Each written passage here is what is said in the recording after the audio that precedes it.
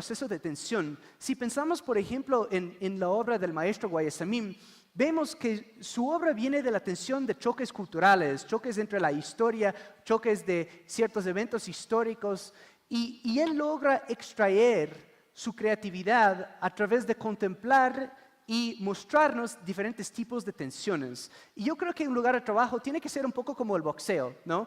Que hay golpes, pero también hay reglas. Al final todo el mundo se da la mano y cuando criticamos del uno al otro sabemos que no es personal y que yo puedo tener un problema con tu idea, pero no necesariamente contigo.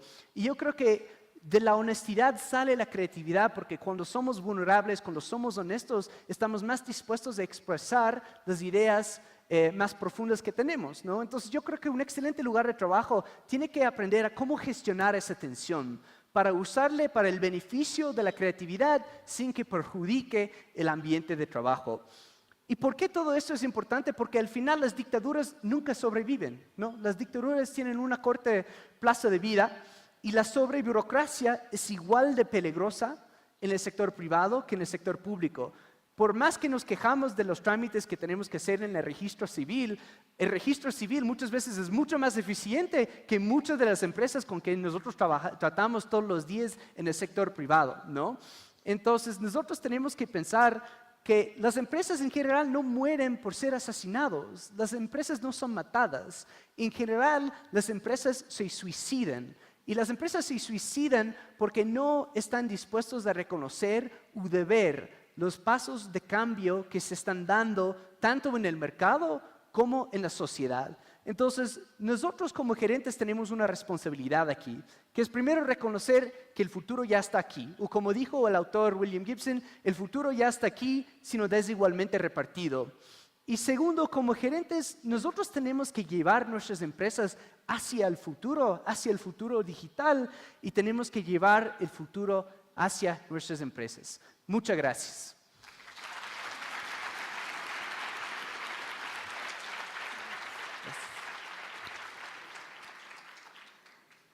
Y bien, agradecemos la ponencia, por supuesto, de Matthew Carpenter, y tenemos preguntas del público.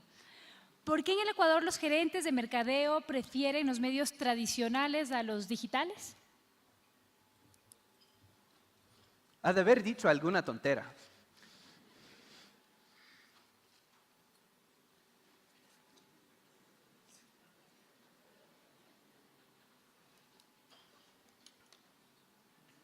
Ya, entonces el próximo Google va a salir de esta sala.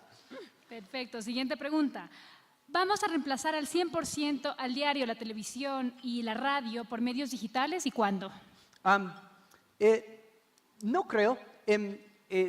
Hay un filósofo de tecnología que se llama Marshall McLuhan que decía que un medio nunca termina reemplazando a otro medio. A pesar de que tenemos la televisión, aún tenemos la radio, a pesar de que tenemos el internet, aún tenemos el periódico, lo que termina pasando es que muchas veces cuando hay un nuevo medio, primero empieza por expandir por mucho el tamaño del mercado. Entonces, por ejemplo, en el caso de los periódicos, ¿no? El internet ha expandido mucho la demanda para periodismo, pero lo que no ha hecho es apoyar al modelo de negocio de los periódicos, ¿no? Entonces, primero termina expandiendo el nivel de los mercados, y lo que en general vemos es que las empresas malas de ese negocio terminan muriéndose y los buenos terminan destacándose, ¿no? Entonces, en los Estados Unidos casi todos los días cierra un periódico, un diario, pero el New York Times es muy seguro porque va adoptándose al medio digital. Washington Post también va adoptándose al medio digital.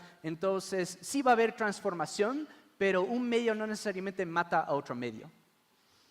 Matthew, ¿ves algunos matices en la forma de gestionar talento en Estados Unidos y en países como el nuestro? Pero no escuché.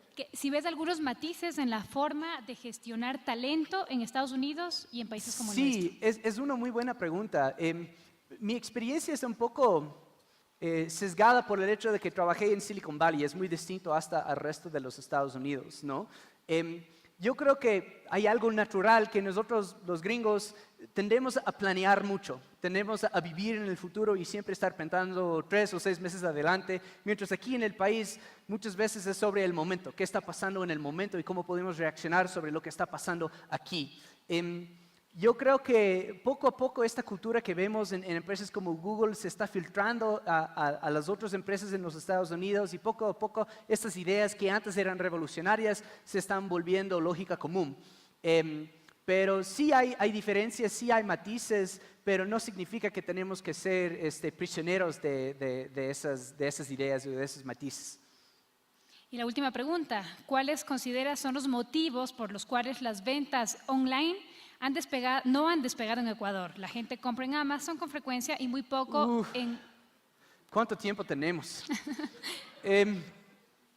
Hay algo fundamental aquí, que mientras nosotros seguimos discutiendo sobre e-commerce y sobre oferta y demanda, la pura verdad es que todavía no tenemos la infraestructura para hacer compras en venta. El proceso de cobrar en línea sigue siendo muy difícil, extremadamente difícil. Yo personalmente culpo a los bancos que han sido muy lentos en adoptar y brindar esta tecnología. Si ustedes quieren implementar el botón de pagos de un banco en su página web, es un proceso extremadamente difícil y muchos emprendedores simplemente deciden dejarse por vencido y no hacerlo. Entonces nos falta la infraestructura para hacer la compra y venta en línea. Y eso para mí es bastante triste porque estamos perdiendo una oportunidad de crear una nueva industria, una nueva serie de oportunidades para nuevos emprendedores de transformar el comercio como lo conocemos. Pero de alguna forma tenemos que impulsar al sector privado a empezar a crear la infraestructura necesaria para que podamos tener compras en línea que son seguras, eficientes y accesibles. Y bien, de esta manera agradecemos muchísimo la participación de Matthew Carpenters. Gracias. Muy gentil. Con su ponencia 3 lecciones profesionales que aprendí de ser gerente en Google y Twitter. Un aplauso para él. Gracias.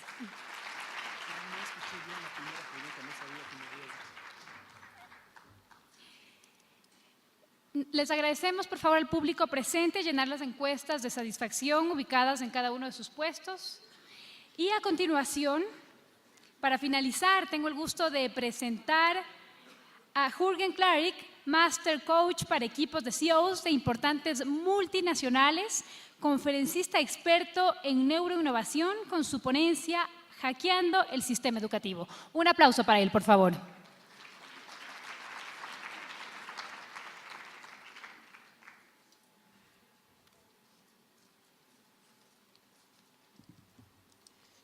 Buenas tardes.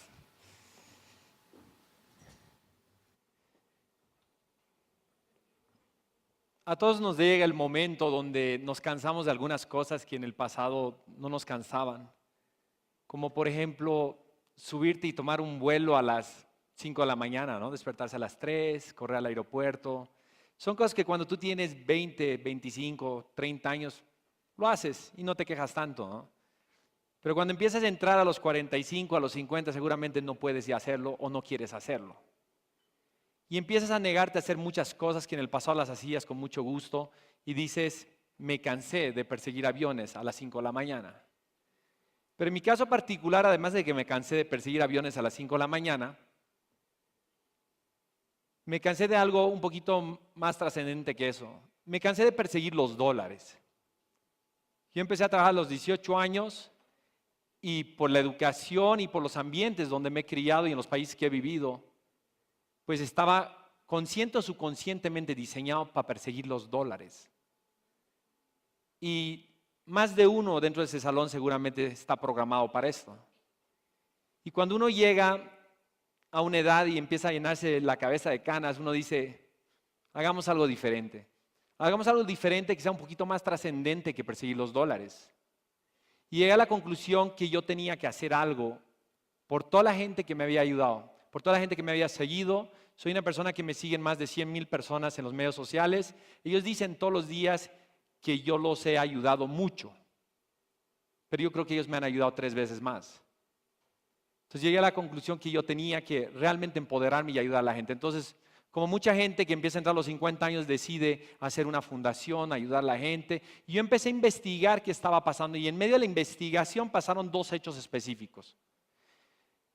El primer hecho específico es que me doy cuenta que cuando la gente quiere ayudar, piensa en darle cosas a la gente, comida, ¿sí? Y otras cosas que de repente bajo mi análisis, no son tan importantes. Le das casa, le das comida y lo único que haces es realmente hacer que la gente siga igual. La gente no se transforma porque le regalas una casa. La gente no se transforma porque le das comida en África. La gente se transforma cuando le enseñas a hacer algo que ayude a que su familia salga adelante o le generes valor.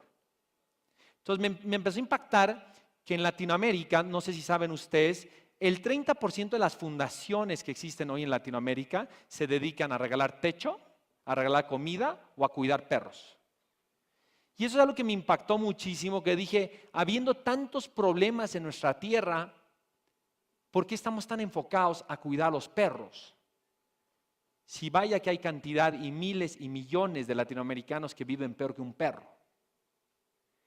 Entonces, en medio de este camino se me cruzó un proyecto de Sam Miller, que es la empresa holding de las empresas cerveceras, y Sam Miller me encargó un proyecto para poder darle algo por primera vez en la historia de Sam Miller que no es transaccional. ¿Qué significa eso? Es que ellos no están dispuestos a pedir algo a cambio por ayudar a los bodegueros, a los tenderos, a los changarreros en Latinoamérica. Un proyecto de $20 millones para transformar a los tenderos de Latinoamérica sin pedir absolutamente nada a cambio. Un auténtico motivo de ayuda. Y cuando hicimos ese estudio, que yo aprendí demasiado viajando por todos esos países y entendiendo todos los miedos que tiene un tendero, nos dimos cuenta que fue un gran error durante 5 años enteros enseñarles contabilidad, manejo de inventarios, marketing, etcétera, etcétera. Eso les entra por aquí, les sale por acá y no cambia nada. Y descubrimos que había una cosa bien importante, que ellos se sentían fracasados, se sentían males agentes de familia, sentían que habían quedado mal a su familia y sentían que necesitaban algo que nadie se los ofrecía, que era atender sus miedos. Ese proyecto se volvió tan fascinante que hoy es un proyecto de $20 millones de Sam Miller más $11 millones del Banco Interamericano de Desarrollo. Hoy hay $31 millones para transformarle el ser a los tenderos y a los bodegueros de Latinoamérica. La innovación social más grande que se está haciendo hoy en Latinoamérica. $31 millones y viene en camino $10 millones más. Y eso es transformar 45,000 familias, una a una. Un reto increíble, un reto que se convirtió en un premio, un libro en el Banco Interamericano de Desarrollo. Pero lo más interesante es que yo descubrí una cosa fascinante. Que a veces al ser humano le queremos enseñar cosas que no son tan necesarias. Que el intelecto necesariamente no es lo más importante. Que por ahí hay algo que puede ser más importante. Y mientras yo divagaba en qué hacía y cómo yo me ponía realmente a ayudar a la gente en Latinoamérica y hacer una fundación real con un espíritu real de ayuda, de dar sin pedir nada a cambio, en medio de ese camino, que la verdad es que no sabía qué hacer, que seguramente ustedes han sentido eso, una periodista en Chile me hizo esta pregunta. ¿Mi presentación? Me hizo esta pregunta. Me preguntó, ¿qué es éxito para ti, Jürgen? Y la verdad es que nunca me había puesto a pensar eso, ¿no? Y esta mujer se veía que estaba bien preparada. No sé si saben, pero la escuela de periodismo en Chile es absolutamente buena. O sea, se nota la calidad de los periodistas chilenos. Yo dije, no voy a responder cualquier tarugada, que esta mujer esté estudiada y esté esperando una muy buena respuesta o una muy mala respuesta para tumbarme. Y yo preferí esperarme, no sé, de repente 2 minutos a responder eso, a responder cualquier cosa a la ligera y a la rápida. Y yo descubrí una cosa en mi vida ese día, que para mí éxito es una sola cosa, es reducción de miedos. Todo ser humano tiene miedos, unos más que otros. Pero si tú puedes decir a estas alturas que tú eres exitoso, es porque has podido matar la gran mayoría de miedos. Entonces, la diferencia entre una persona exitosa y una menos exitosa, la variable, la ecuación, el algoritmo es simplemente cuántos miedos te quedan a ti y cuántos miedos me quedan a mí. Nunca vas a matarlos todos, pero ese es nuestro negocio de la vida, tratar de matar la mayor cantidad de miedos posibles. Entonces yo dije, vaya lo que acabo de descubrir en mi vida. ¿Y cómo es que hoy, después de tantos años de trabajar y perseguir los dólares, yo puedo considerarme parcialmente exitoso? Y me pregunté, ¿qué me dieron? ¿De dónde sale el éxito mío? Porque me queda claro que no fue por donde yo estudié, me queda claro que no fue por el dinero de mi familia, me queda claro que es porque no soy una persona inteligente. Entonces me empecé a preguntar, ¿qué es la diferencia entre ese salón que yo tenía en la universidad de 50 compañeros y en la preparatoria de 35 compañeros y yo? Y me da cuenta que simplemente fue un trabajo muy fuerte, ¿sí?, que nace en el hogar. Entonces, les voy a contar un poquito cómo funciona esto. La reducción de los miedos a la mínima cantidad posible es éxito. Reducción de miedos es una cosa difícil, porque es muy difícil porque nunca nos preguntamos realmente cuál es nuestro miedo. No queremos, el cerebro está diseñado para ocultar los miedos, no para sacarlos adelante. Entonces, por sistema ya no nos preguntamos a qué tienes miedo toda la vida. Y si te preguntaras, lo más triste es que el sistema límbico, que es el sistema de memoria, tira todos los miedos para atrás y los guarda en un archivero abajo y atrás, bien ocultos, porque es la forma de protegerte para volverte feliz. Entonces, ese es un tema que pocos trabajan. Entonces, tú de repente tienes que trabajarlo con un psicólogo, no crees en los psicólogos. Al final del día, nadie te preguntó cuáles son tus miedos y cómo trabajar con tus miedos, porque no quisiste preguntarle a un profesional o no quisiste tú meterte a tu mente por miedo a encontrar los miedos que tienes dentro. Y eso es un jueguito que todos estamos metidos en eso, donde preferimos no hablar del tema. Yo llegué a la conclusión que la mejor forma de matar los miedos es la construcción de la autoestima. La autoestima es la parte más fundamental de reducción de miedos. La gente que tiene muy poca autoestima es gente que tiene mucho miedo. Entonces, en conclusión, y eso es algo que todos sabemos, el hogar y la familia, la mamá y el papá, juegan un valor fundamental en el nivel de miedos que tú tienes en la mente por toda la vida. Porque de 0 a 8 años, el niño es como Bob Esponja, ¿no? Una esponja que recibe y absorbe todo. Pero cuando va madurando y después de los 18 años, ese cerebro se va cerrando y textualmente cierra todas las compuertas a la información. Por eso es tan difícil aprender inglés después de los 23, 25 años. Y por eso también es tan difícil reinventarnos después de los 30. Y ahorita la conferencia tan interesante que dieron, todos sabemos lo que nos está diciendo. La pregunta es ¿por qué no cambiamos? Porque nuestra mente está cerrada y está en una zona de confort. Mi mamá siempre me mintió, porque siempre me hizo creer que yo era bueno para todo. Y eso es algo bien curioso, porque yo no era bueno para, yo creo, la gran mayoría de las cosas que hacía. Pero ella se encargaba de encontrar para qué podía ser bueno para que yo me la creyera. Y como digo yo, para crear hay que creérsela. Y ella se encargó de forma sana, porque tampoco es a lo bruto, ¿sí?, que yo me la creyera. Y yo cuento una historia rápida que yo quería jugar soccer, vivía en los Estados Unidos, soccer, y yo era muy malo para patear la pelota. Entonces ella, siempre que yo terminaba un partido, que regularmente los latinos somos así, cuando tu hijo pierde un partido de fútbol y está casi llorando, ¿qué hace el latino? Le dice, mi amor, no te preocupes, lo importante es participar, no ganar. ¿O es más importante participar que ganar? ¿Han escuchado eso alguna vez en su vida? Bueno, eso es deprimente, porque lo único que estás haciendo es creando un loser de 7 años. ¿Sí? En Estados Unidos eso no pasa, ¿no? En Estados Unidos el chico pierde, y eso es bien interesante. Si ustedes tienen hijos chiquitos, consideren esta recomendación de neuroeducación o neuropedagogía. Cuando tú vas a regañar o le vas a decir algo y quieres inspirar a un chico de 7 años, lo primero que tú tienes que hacer, lo primero, es agacharte. Porque el niño mide este tamaño y los ojos están de ese tamaño.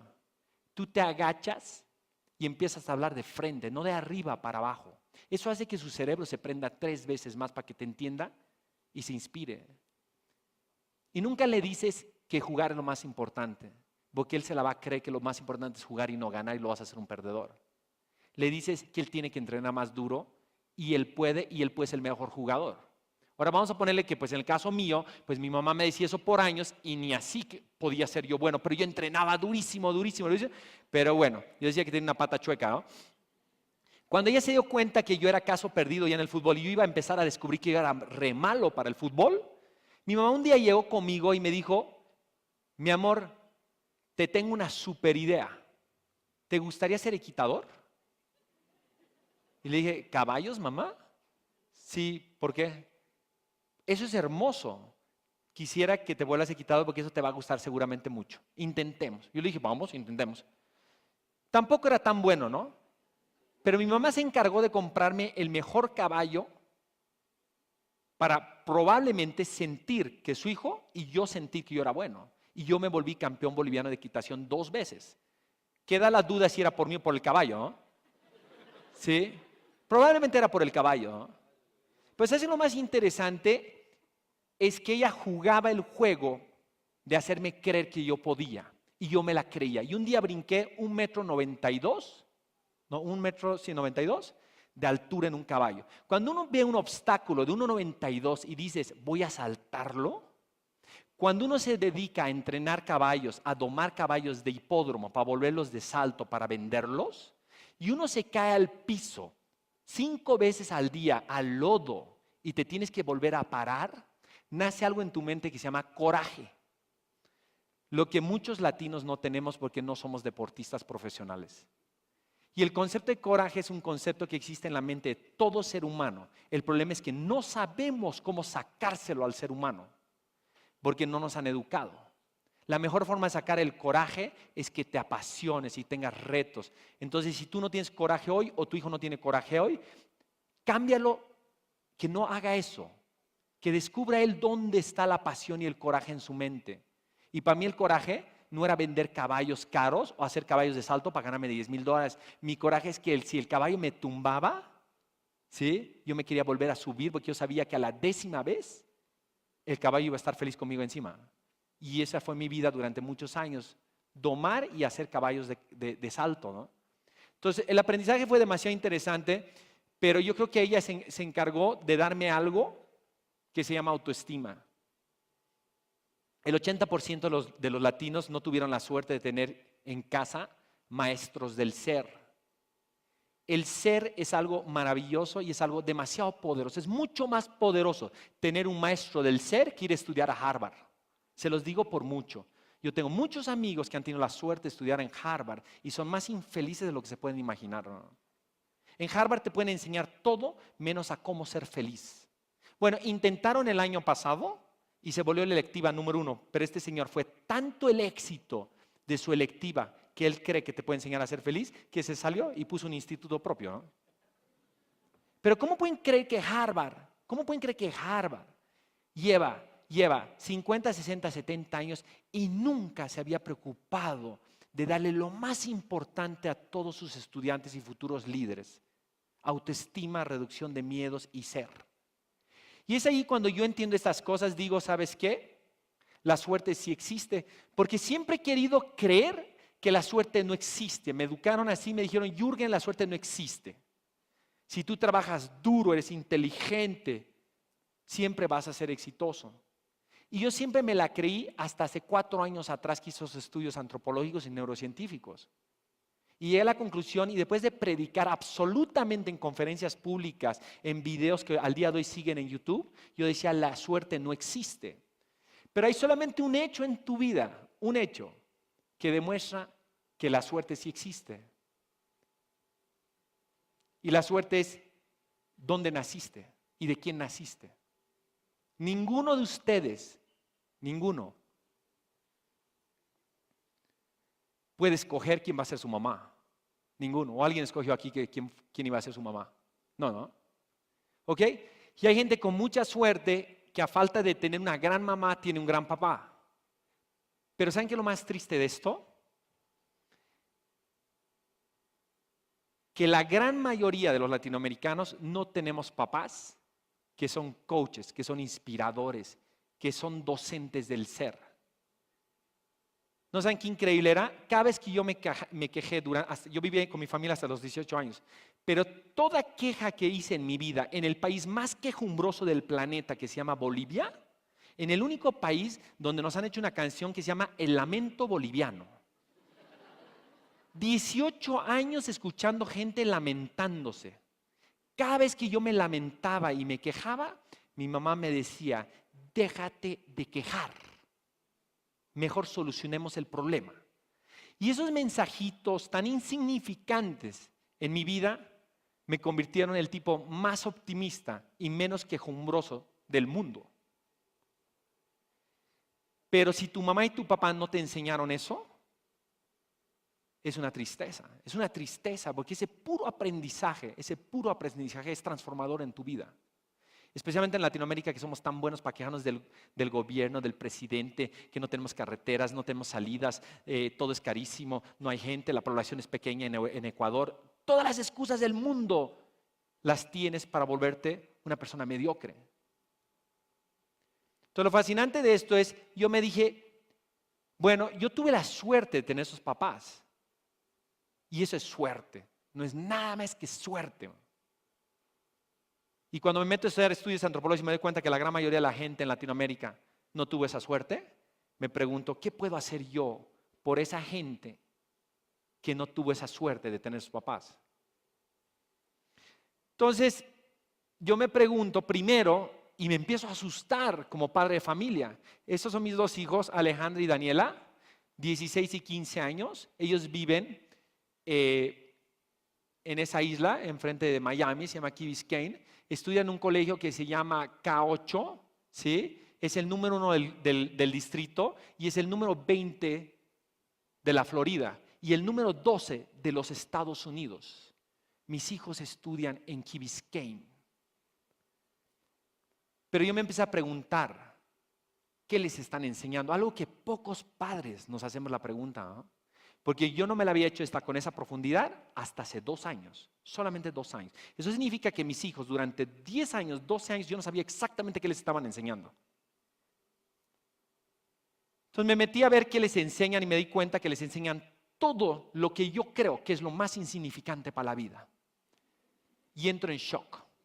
Entro en shock porque empiezo a darme cuenta que yo tengo pues un ideal de que siempre lo tuve hasta hace 2 años atrás, que yo quería ahorrar dinero para que mis hijos se fueran a Columbia, a Nueva York, o a Kellogg, o a Harvard. El sueño de muchos papás. Porque de repente yo hubiese querido hacer eso y no lo pude hacer. ¿Ok? Entonces yo quiero endosar ese miedo y ese trauma a mis hijos, ¿no? Y uno ahorra dinero y hace todo un plan para que su hijo llegue a Harvard, para que se gradúe y no tenga ni siquiera la más mínima capacidad de emprender un negocio de hamburguesas en la esquina. Y de repente sale y porque tiene todas las relaciones del mundo que eso te da Harvard, te vuelve sumamente rico, pero pobre por dentro. Entonces llegué a la conclusión que yo no quería que mis hijos fueran a esas universidades, porque esas universidades te confunden absolutamente que el futuro y la forma de tener es pensar. Y yo llego a la conclusión que eso no es cierto. Porque yo estudié arquitectura y hoy me dedico al marketing hace 15 años atrás. Mi papá me pudo pagar una carrera de arquitectura en México, la cual nunca me sirvió porque antes de graduarme tenía una agencia de publicidad con 30 empleados. Entonces, si me la pagó o no me la pagó, da lo mismo. A mí la universidad no me sirvió de nada para lograr lo que yo he logrado en mi vida.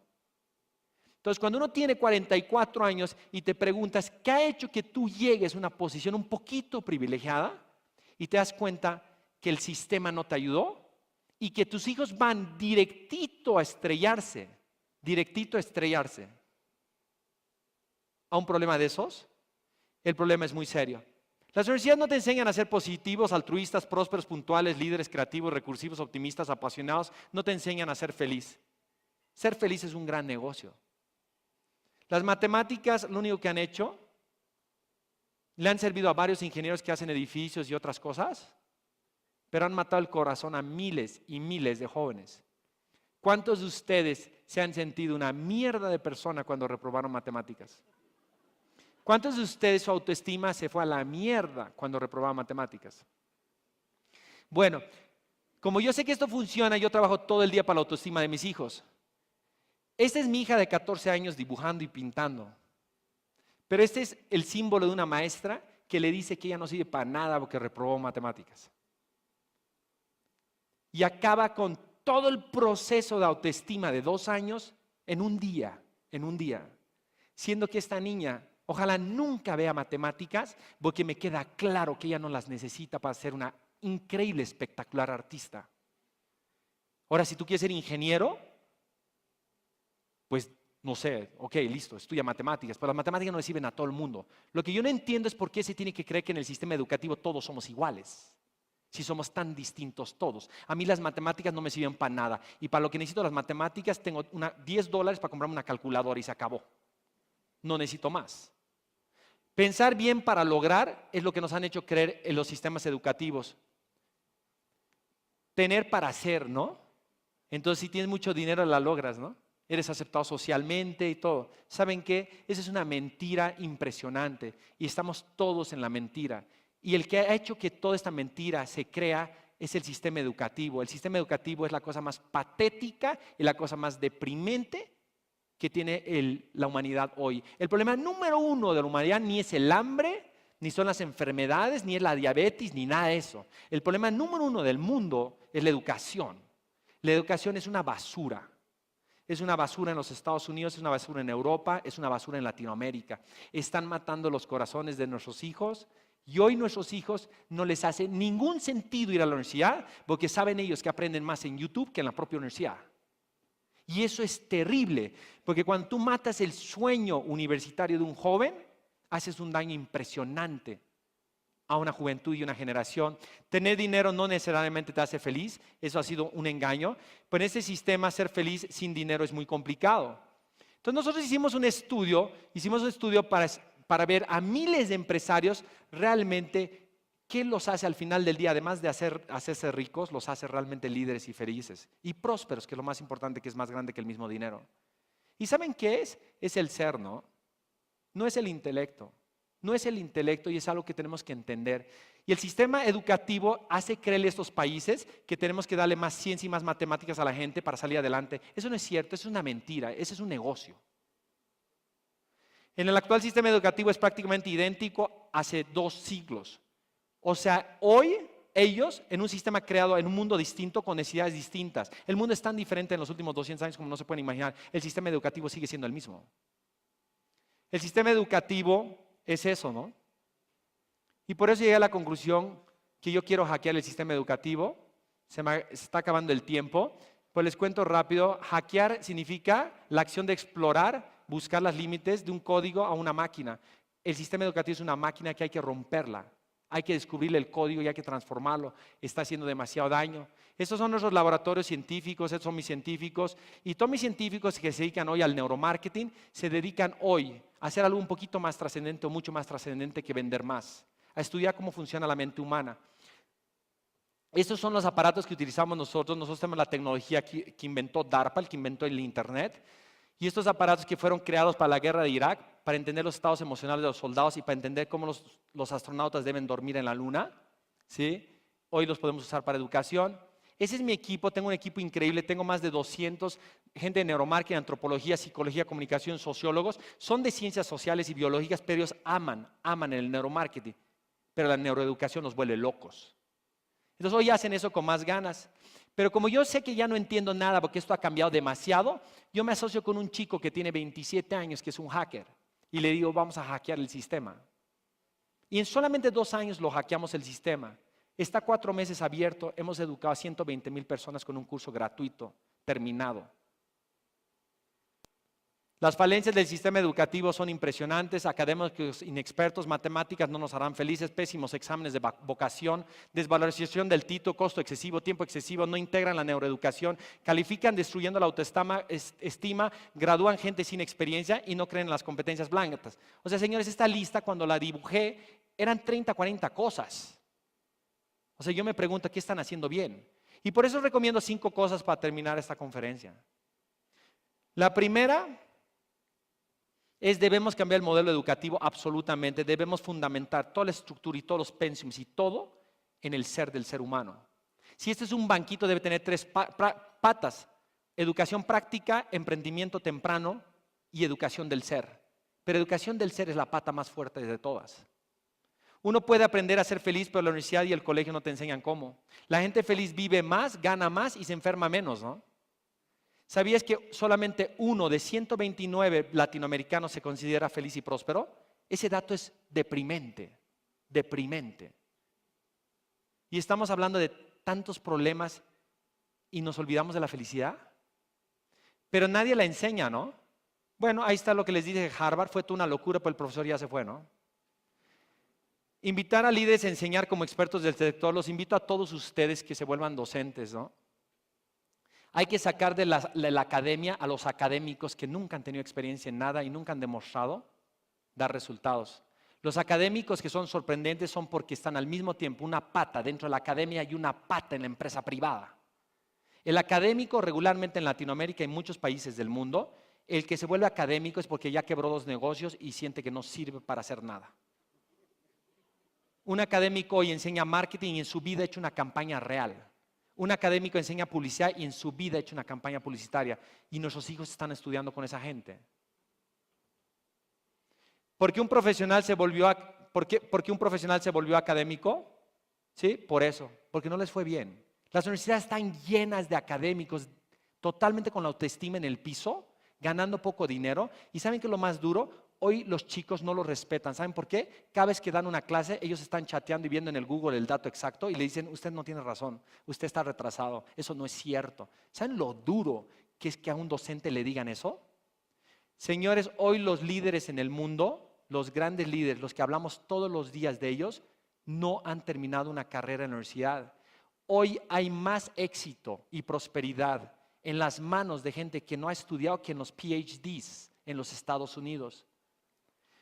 Tenemos que dejar de andar de thinkers, ¿sí? De andar, porque los franceses son unos thinkers y todo el día piensan y poco hacen. Los gringos no piensan, no hay filosofía norteamericana. Son doers.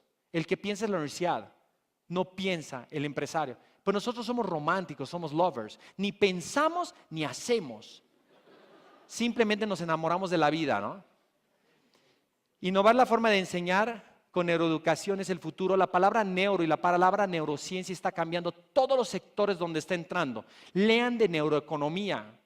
Hoy unos premios Nobel de economía está escrito por un neurocientífico y un psicólogo. Neuroeducación es la mezcla de psicología, neurociencia y pedagogía. En el medio se construye la gran oportunidad de estudiar la mitad y aprender el doble. Esas son fotos de nuestros estudios en las clases. Esos son nuestros alumnos hoy estudiando al profesor y calificando al profesor en tiempo real, pero no él, el cerebro y una computadora. Miren, les voy a pasar unos datos así increíbles. A mí me prohibieron comer chicle en el salón. Nosotros acabamos de descubrir que el chicle es el mejor producto, el mejor alimento para que tu hijo baje el nivel de estrés y ansiedad, suba la emoción y prende el sistema de memoria límbico. ¿Quieres que tu hijo le vaya bien en los exámenes? Dale chicles. La gente en esas reuniones, muchos de ellos digitan en su tablet y en su laptop otros, ¿sí? Y hay otros que escriben todavía a la antigua en el cuaderno y le dicen, ay, tú estás viejo, tú no tienes tablet. Bueno, les paso el dato. El que dibuja y pinta en el papel aprende 35% más que el que digita. Y a nuestros hijos le están diciendo que digiten en las tablets. Mi hijo todo lo tiene en una tablet y digita todo. Por eso no se acuerda ni siquiera su propio número telefónico. Modernizar la tecnología, modernizar la educación a través de tecnología es fundamental. Ustedes tienen ese famoso proyecto Huachay que se ve increíble. Señores, si en Huachay no hay un laboratorio de neuroeducación, eso no va a funcionar. ¿Sí? No va a funcionar. Los chicos se van a aburrir. Entendamos este concepto, ese proyecto es increíble. Yo todo el día hablo de eso y lo presumo. Pero espero que no me salgan con la sorpresa que no va a haber un laboratorio de neuroeducación. Porque si en el 2015 en Huachay no va a haber un laboratorio de neuroeducación, estamos en otro negocio. Así son los salones de ayer, hoy los salones son así. Ese es un salón inteligente donde no hay un pizarrón y está toda la tecnología para hacer una cosa, que el cerebro se conecte con la educación. Los e-learning tienen que cambiar, los e-learning no han funcionado. Yo tengo clases en MIT de edX, es la cosa más aburrida y no funcionan. Los e-learnings deben cambiar, hemos logrado cambiarlos con neuroeducación. Y el último, señores, para invitarlos, es el esnovismo educativo debe desaparecer y debe democratizarse absolutamente. La buena educación ya no debe ser para la gente rica. La buena educación es lo más clave, porque la buena educación y la democratización de la educación no es suficiente. Hay que democratizar buena educación. Y si democratizamos la buena educación, vamos a sacar a nuestros pueblos de una postura totalmente mediocre. Y creo absolutamente que la buena educación va a hacer a nuestra tierra mucho más próspera, ¿sí? Mucho más feliz en poco tiempo. Y además creo absolutamente que la educación acaba con todos los malos males. Y el primero que tenemos que acabar en Latinoamérica es la corrupción. Cuando los pueblos son educados, desaparecen los corruptos. ¿Sí? No tenemos líderes y no tenemos, ¿sí?, un sistema no corrupto. ¿Por qué? Porque no tenemos educación correcta. Señores, los invito a que la apuesten en la educación, porque la educación no es un discurso de venta. La educación es una necesidad absoluta para el ser humano. Por eso les pregunto, tu hijo está esperando el cambio, ¿no? ¿Tú te sumas? Gracias.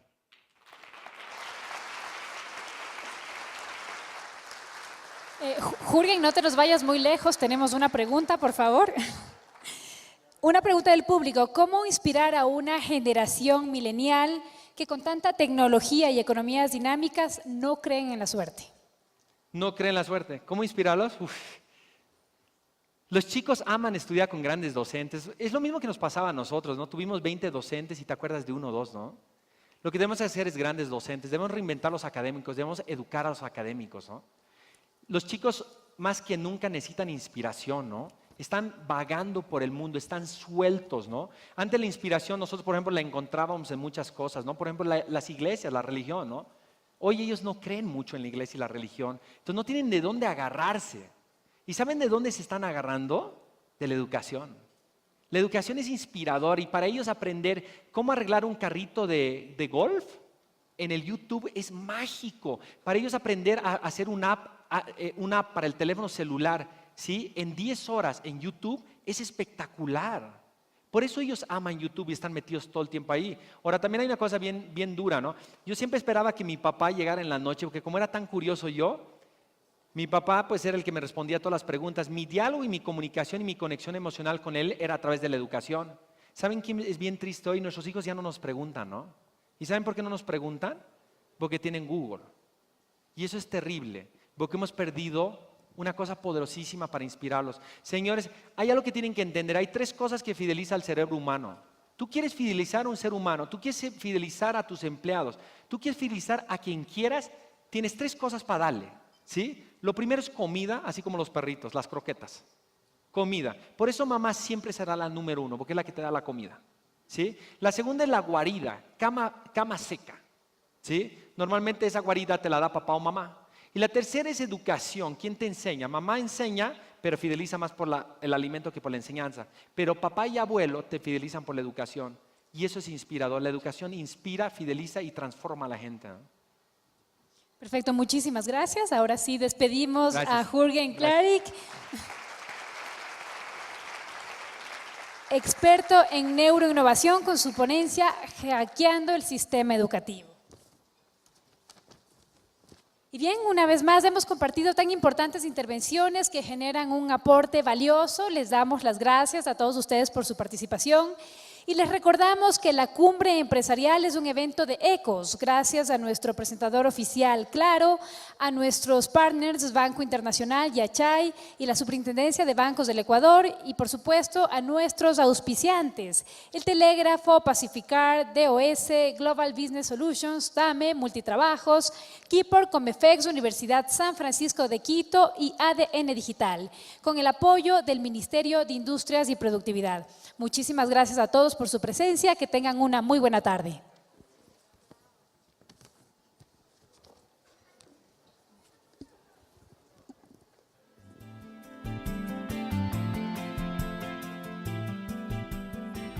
Ya que puedo resolver, consultar y conocer. Además, todo se vuelve más fácil, porque activo, pregunto, compro y disfruto aún más. Claro Servicio es la nueva forma de atención que te da Claro 24 horas al día, donde quieras y cuando quieras. Porque con Claro Servicio puedes. Con Claro estás en todo.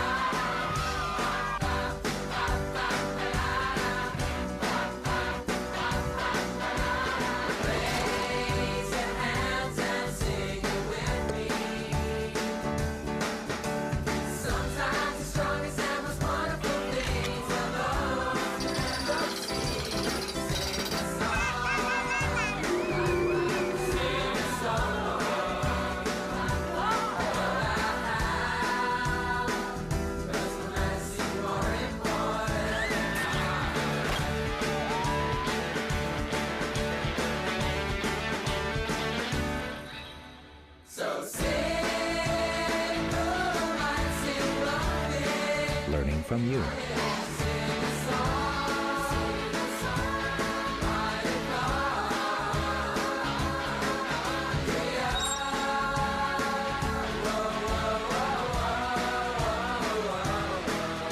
LG G2.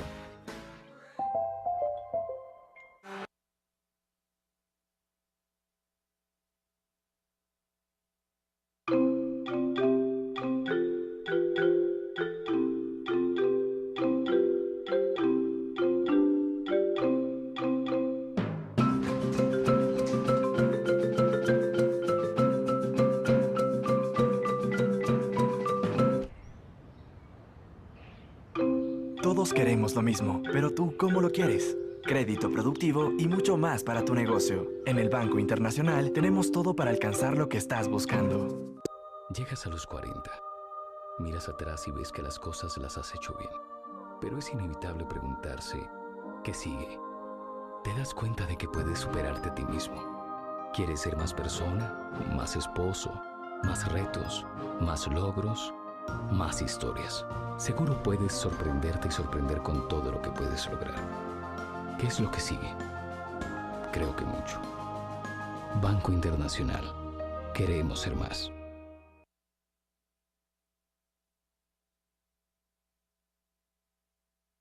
Yachay ofrece las mejores oportunidades para el crecimiento de un país y para decenas de inversionistas que empezaron a creer en la ciudad del conocimiento. ¿Cómo funciona? Para ser autosustentables, Yachay fomenta la investigación y nuevos conocimientos dentro de un ecosistema de innovación favorable para el inversionista. Contará con rapidez y facilidad para la creación de nuevas empresas, conectividad digital, servicios básicos y vivienda para los trabajadores. Existen grandes beneficios para los inversionistas garantizados por 15 años. Ofrecemos a la empresa pública, nacional y extranjera incentivos tributarios como concesiones en el uso del suelo, 0 aranceles a la importación de equipos de alta tecnología, cofinanciamiento para proyectos de investigación y producción y, lo más importante, capacitaciones para el talento humano. Una nueva era de innovación y desarrollo industrial nace desde el centro del mundo. Invierte en Yachay. Conoce más beneficios como inversionista.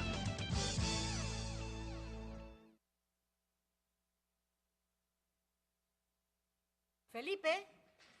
Yo, cuando sea grande, quiero ser abuelo. Mi abuelo está siempre conmigo para jugar en casa. Ya no trabaja, es jubilado y le dan pensión. Siempre tiene plata para ir a la tienda. Y si va al hospital, no le cobran. Yo, cuando sea grande, quiero ser abuelo. Ese abuelito trabajó, aportó y ahora disfruta de los beneficios de la seguridad social. Supervisamos el acceso a la salud, jubilación, cesantías y riesgo de trabajo de la Seguridad Social. Superintendencia de Bancos del Ecuador. Protegemos a la gente. ¿Sabías que ahora en todas las instituciones financieras del país tienes un defensor del cliente supervisado por la Superintendencia de Bancos del Ecuador? Estamos para ayudarte de manera personalizada. ¿Por qué tratar con un defensor? Porque protegemos tus derechos y te ayudamos de manera rápida y efectiva. Son independientes, facilitan y solucionan conflictos. Además, son de libre acceso y sin costo. Y te ayudamos en horario de atención al cliente. Los defensores están para ayudarte. Superintendencia de Bancos del Ecuador. Protegemos a la gente.